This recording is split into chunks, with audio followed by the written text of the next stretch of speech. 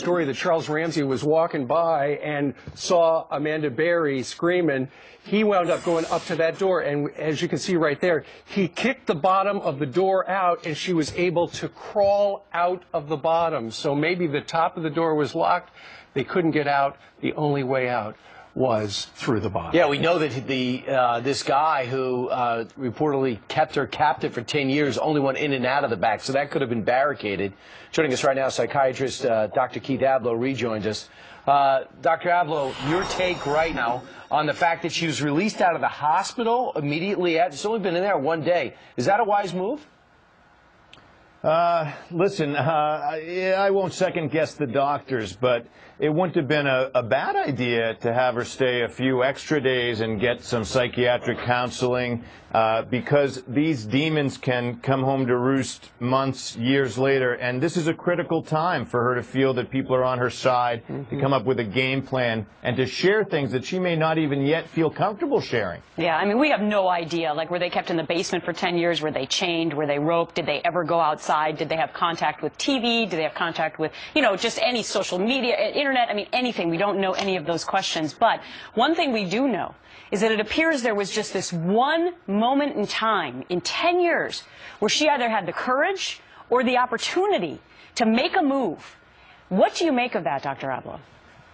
Well, either it's just opportunity where this fellow let his guard down, or it can be that these women together intimated there's something worse coming here. He's going to dispose of us. Who knows what? We'll learn that from her. But listen, I do think that you wouldn't send somebody home right after coming back from a tour of duty in the military where they were POWs.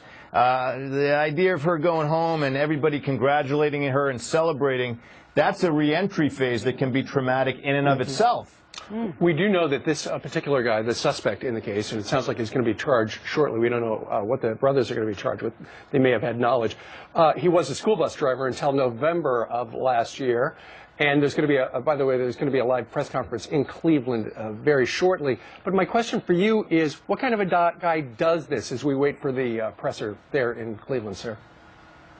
Well, probably someone who, if you interviewed him as a forensic psychiatrist, as I am, you may find deep feelings, powerlessness, this desire to be all-powerful, to literally broker the freedom of other individuals. After all, he's driving this bus. He's got charges in back of him. There's no one during his day other than his boss who has more authority than him. He has tremendous authority at work. He has even more authority in the darkened corridors of this home where he's doing as he will do. And so those kids are lucky, by the way. Yeah, no all doubt. those kids, all those years, very lucky. And evidently he did walk out of the house with the 6-year-old, according to John Walsh. That's kind of interesting, too. All right, Dr. Keith, thank you very much. Yeah, that is interesting. All right, thank you, All sir. right, take care. All right.